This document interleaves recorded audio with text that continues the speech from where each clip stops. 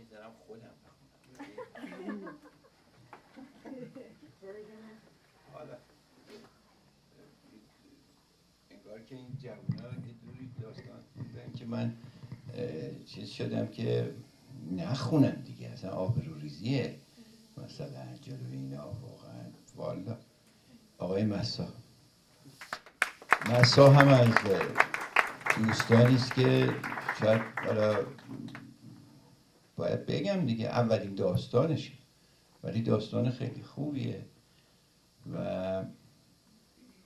از اونهایی است که به دلیل نوع کاری که داره با جماعت کانادایی از هر صنف و رسته و قشر آشنایی داره و از اون تجربه ها تونسته استفاده بکنه و به نظر من کار خوبی رو نوشته. حالا بشنویم. آقای محمد علی، من میخوام برم یه نکته کوچولو میخوام در مورد داستانشون بگم برم. نخونده؟ من خوندم داستان. خب نه این کار درست نیست. جناب؟ کار درست نیست. قبل از اینکه بخونه شما وایسین، ما آخرش به شما وقت میدیم، یعنی به همه. بخوایم بریم یه نفر رو با این همه آدم شما بخونید.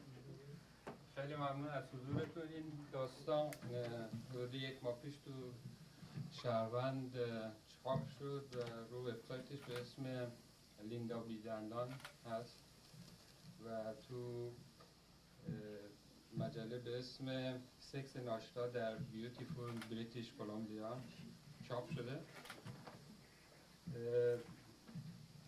من میخواستم از آقای حجامی بخوام دوباره بیان رو استیج اگه اشکال نداشته باشه بخونن، چون من قیمتش بالا نمیاد اینجوری که. حالا خواهش میکنیم تشریف بیاد. تا من صدام یه خورده گرفته، سرما هم خورده تا جایی که میتونم میخونم. اگه بعدش آقا تاسه نشه بازی نشه امیر درویشی. حالا تا جاییش که بتونم خودم میخونم. نه دیگه از نقش کوچه که پیدایش میشود تیغ نگاهش را حس میکنم. به من زل زده است و مستقیم به طرفم می آید. دختر جوانی است بین 20 تا 25 سال. رفتارش اما او را بزرگتر نشان می دهد. چرا اینطور به من زل زده؟ بی تفاوت به کارم ادامه می دهم. نزدیکتر می شود.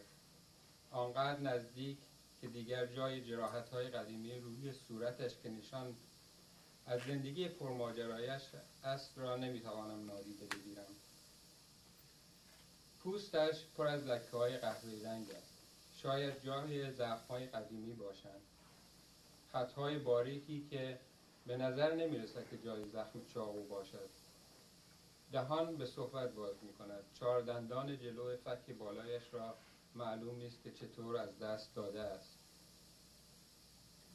در یکی از کوچه‌های فرعی خیابان هیستینگ شرقی ماشینم را جلوی در عقبی فروشگاه پارک کردم تا وسایل الکترونیکی را که خریدم تحویل بگیرم.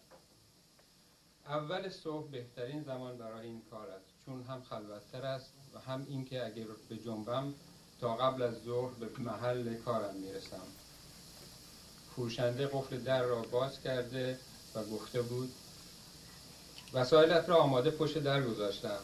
خودش با عجله به طرف جلو مغازه رفته بود تا در غیابش چیزی را بلند نکند. دخترک حالا به چند قدمی هم رسیده است. از پیشنهاد بی مقدمه‌اش غافلگیر می شوم. منو میخوای؟ فقط $20. با تعجب نگاهش می کنم. دندانهای ریخته فک بالایش وصله ناجور و چندشاوری است در آن صورتی که هنوز هم نشانه‌های بسیار از گذشته ای زیبا دارد. سرم را ناباورانه تکان میدم و میگویم نه، دست بردار نیست. باز میگوید فقط $20. میگویم گفتم نه، نشنیدی؟ اول صبحی به اندازه کافی اوقاتم تلخ است. بند کردن او هم تلخترش کرده است. متوجه اخلاق سگی هم می شود. فکر می کند که به کاهدان زده است. این را از نگاه التماس آمیزش حس می کنم. دلم برایش می سوزد. به چهرهش بیشتر دقت می کنم. معصومیت خاص بچگانه‌ای در پشت ظاهر غلط اندازش به چشم می آید. به یاد لیندا، دخترک داستان جو بیپای جوزف بایدن می افتم. دختر جوان دانشجو که با پسرهای دانشجو می خوابید تا به او توجه کنند. بالاخره یک روز خودکشی کرد. البته این یکی که قیافش اصلا به دانشجوها نمیخورد و هنوز زنده است و روبرویم ایستاده و با نگاه معصومانه آزاردهنده‌اش به من زل زده است. چشم‌های سیاه قشنگی دارد. در نظرم به کودکی میماند که نقابی زشت به صورت زده است. دختری بازیگوش نشان میدهد. دوباره که دهان باز میکند تا چیزی بگوید، سریع توی ذهنم برایش اسم پیدا میکنم. لیندا بیدندان. شاید سیاه چشم اسم بهتری باشد، ولی بیدندان بودنش بیشتر به چشم میآید. دوباره در خیالات غرق شدم. درست مثل جو بیپا که با رویاهایش زندگی میکرد. این بار پیشنهادش را با صدای بلندتری تکرار و با کمی اشوه سعی میکند آن را جذابتر کند. صدایش از عالم هپروت بیرونم میکشد. نگاهش میکنم، میگوید جا هم دارم. به طرف انبارهای مواد غذایی روبروی کارخانه شکر راجرز اشاره میکند و ادامه میدهد اگر بخواهی سرویس های دیگه هم میدم با همون $20. مورمورم میشود. ستون فقراتم جای پایین گردن بین مهرهای پنجم و ششم که فیزیوتراپیست هفته قبل دردش را کمی آرام کرده بود تیر میکشد. زبانم بند میآید. حرفی ندارم و سرم را به علامت نه تکان میدهم. انبارها را دیده بودم. نزدیکی های کارخانه شکر راجرز که چسبیده به پورت ونکوور است. این همه دور و بر اینجا عکاسی کرده بودم، ولی این کاربرد انبارها را نمیدانستم. بعد جوری موی دماغ شده. با سماجتی باور نکردنی روبرویم ایستاده. از کوره در میرم و با عصبانیت داد میزنم مگه نمیبینی دارم کار میکنم؟ دست از سرم بردار. برو به جهنم. اما برای فریادها تره هم خورد نمی کند. انگار به این رفتارها و تا بدتر از این هم عادت دارد. لابد کسی که دندانهاش را ریخته توی دهانش از من جریتر بوده است. عصبانیتم رنگ نگرانی به خود میگیرد. نگران هستم. نه برای اون، بلکه برای خودم. نکند نقشه‌ای در کار باشد. نکند کار را به مرافعه بکشاند تا بعد ادعا کند از او سوء استفاده کردم. باید هرچه سریعتر از شر این مزاحم خلاص شوم. راه میافتم که بروم از فروشنده کمک بگیرم. هرچه باشد او این اطراف را بهتر از من میشناسد و حتما میداند چطور میشود این مزاحم را دک کرد. متوجه نیتم می شود، ولی دستبردار نیست که نیست. با التماس می گویم گرسنه هستم. از دیروز عصر که یک سیب خوردم هنوز چیزی نخوردم. یک باره یاد 1-2 هفته قبل می افتم. روزی که کمی پایینتر از اینجا داشتم عکاسی می کردم. زن میان سالی توجهم را جلب کرد که در حین عبور از جلو میوه فروشی چینی سیبی کش رفت و بی توجه به کارگر مسن فروشگاه که با زبانی که نه چینی بود و نه انگلیسی به او اعتراض میکرد سیب را به دندان کشید و رفت. حرف دخترک را در بحث میپذیرم و میخواهم کمکش کنم. چاره دیگری ندارم. شاید اینجوری بتوانم از شرش هم نجات پیدا کنم و به کارم برسم. پول نقد با خودم ندارم. میروم سمت ماشینم. دنبالم میآید. داخل ماشین را میگردم. 2 تا $5 مچاله شده زیر خردریزه های داخل داشبورد پیدا میکنم و به طرفش میگیرم. $5 ها را در هوا میقابد و تر و فرز تو جیب شلوار تنگش میچپاند. قدمی به عقب برمی‌دارد تا نتوانم پول را پس بگیرم. این بار با لحنی معترض میگوید با $10 نمیشه، نه نمیشه. و ادامه میدهد این بی‌انصافیه، از $20 هم کمتر میخوای بدی؟ این عادلانه نیست. با عصبانیت میگویم چند بار باید بگم من چیزی ازت نمیخوام؟ نه فهمیدی؟ حالا برو دنبال کارت. با تعجب پول را از جیبش در میآورد و به طرفم میگیرد و میگوید پس این برای چیه؟ میگویم برای صبحانه. میگوید هدیه است و یک دفعه شاد میشود. شاد شاد شاد. از ته دل میخندد. بلند میخندد. خیلی بیشتر از ارزش آن $10 میخندد. با وجودی که خنده فک بالایش را چندشاورتر کرده است، خوشحالیش مرا هم در این صبح سگی سر حال می آورد. با این حال سعی می کنم خودم را کنترل کنم و همچنان جدی نشان دهم. با خودم می گوید نباید بهش رو بدهم. نمی شود. بی اختیار لبخند می زنم. با شادی در طول کوچه شروع به دویدن می کند. دویدن که نه، پرواز می کند، به هوا می پرد، نه فقط یک بار. قبل از اینکه در خم کوچه ناپدید شود 3-4 باری به هوا می پرد. 4 چنگولی دست و پایش را در هوا تکان می دهد. به یاد تصویرهای شاد دیشب در فیسبوک می افتم. به یاد زمانی که ماهی قرمزی را در کیسه پلاستیکی به دختر همسایه داده بودم و با خواهر 4 ساله‌اش همینطور به هوا می پریدند و شادی می کردند. با این تفاوت که آنها موی طلایی و چشم آبی داشتند و این یکی مو و چشم‌های مشکی دارد و پوستی مسی رنگ. با نگاه دنبالش می‌کنم، حتی بعد از ناپدید شدنش تا لحظاتی مات به ته کوچه‌ای که در آن ناپدید شده زل می‌زنم. فروشنده سراغم می‌آید و صدایم می‌کند. چی شده؟ چرا جنس‌ها را نبردی؟ وارد فروشگاه می‌شوم و جریان را برایش تعریف می‌کنم. انتظار دارم از آنچه برایش تعریف کردم شوکه شود، اما او نگاه عاقل اندر صفی می‌اندازد و فقط پوزخند می‌زند. حالم را می‌گیرد. اخم می‌کنم. متوجه تغییر حالتم می‌شود و با قیافه جدی می‌پرسد بهش پول دادی؟ ادامه می‌دهد این اطراف پر است از این ولگردها، بیشترشون هم سرخپوست. با یک نوع لاقیدی میگوید تا حالا چند تاشون همین نزدیک مغازه با تزریق زیادی تلف شدند. بی اختیار با صدای بلند و به فارسی میگویم اسم جدیدت جو بیقلبه.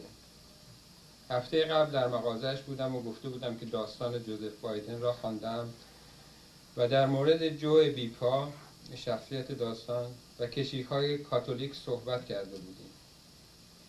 با بی‌تفاوتی معنی بیقلب را میپرسد. میمانم که چطور حالیش کنم. میگویم فراموش کن، اما اصرار میکنم. بالاخره با هر زبانی که میشود برایش توضیح میدم. با یک جور رضایت میخندد. از اسم جدید خوشش میآید. تا کارم تمام شود جو بیقلب صدایش میزنم. میگویم شد یک مثلث. جو بیپا، لیندا بیدندون و حالا جو بیقلب. سر به سرم میگذارد و میگوید خودت چی؟ با تو میشیم مربع. از انبارهایی که دخترک گفته بود سوال میکنم. میگوید آره، مشتریاشون رو میبرن پشت دیوار انبارها و سطل آشغالها. با $20 که نمیبرن فرمونت هتل. تحویل و بار زدن جنس‌ها 1 ساعتی طول میکشد. میخواهم سوار ماشین شوم که دوباره دخترک را میبینم که از کوچه بیرون آمده. این بار در آسمان پرواز نمی کند. روی زمین راه می رود. دست مرد شرقی مسنی در دستش است و تقریبا او را دنبال خودش می کشد. مرد که ساکی بر دوش دارد به نظر می رسد که از کارکنان کشتی‌های منتظر بارگیری در بندر باشد. از جلو هم رد می شوند. حتی حتی نیم نگاهی هم به من نمی اندازد. تمام حواسش به مشتری است. درکش می کنم. رضایت مشتری حرف اول را می زند. به طرف داونتاون راه می افتم. هنوز در فکر لیندا بیدندانم. نگاهش که برای یک صبحانه حاضر به هر کاری بود رهایم نمی کند. چشمهای درشتش که مشکی بود و نگاهش که تا عمق جان نفوذ می کرد.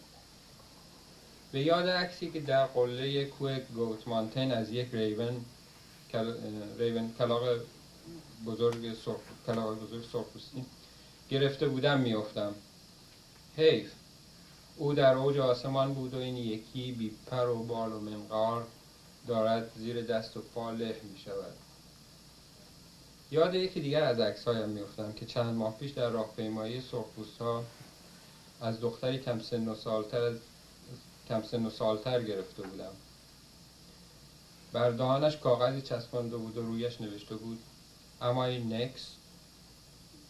راهپیمایی برای دادخواهی و پیگیری وضعیت 50 زنی بود که در داونتاون گم شده بودند و جسد اغلبشان پس از شکنجه خوراک خوک‌ها در مزرعه خوک‌های پورت کوکیتلام شده بودند. دلم برای لیندا بیدندون شور میزند. ببخشید اگه ناراحتتون میکنه. دلم برای لیندا بیدندون شور میزند. دلشوره هم زیاد طول نمیکشد. پشت فرمان جابجا میشوم.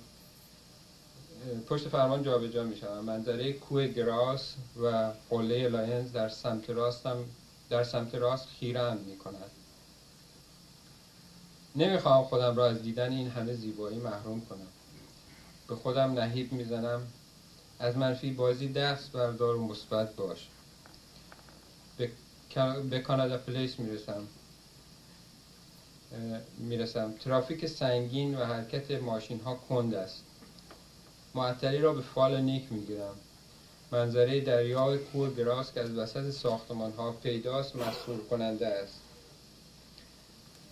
کننده است. هوا بعد از بارندگی سنگین شب قبل بی‌نهایت تمیز و آسمان آبی‌تر از همیشه آنچنان زیباست که از داخل ماشین و با وجود ترافیک اعصاب خرد کن احساس خوبی پیدا می‌کنم.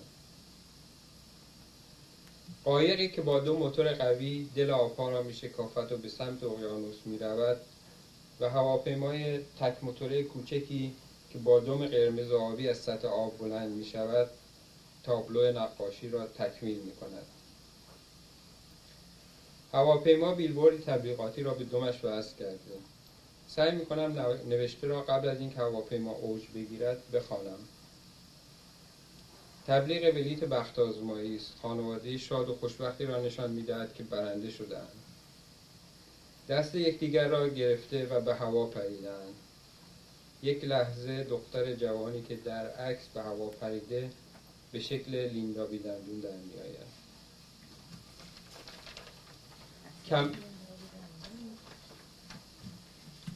کلافه و سردرگم احساس می‌کنم ماشین‌ها حرکت می‌کنند. می‌خواهم هر چه زودتر خودم را از مخمسه لیندا بیدندون نجات بدهم. پایم را از روی ترمز برمی‌دارم و گاز می‌دهم. پیش از آن که به ماشین جلویی بکوبم چشمم به بالای پلاکش می‌افتد که روی آن نوشته شده Beautiful British Columbia.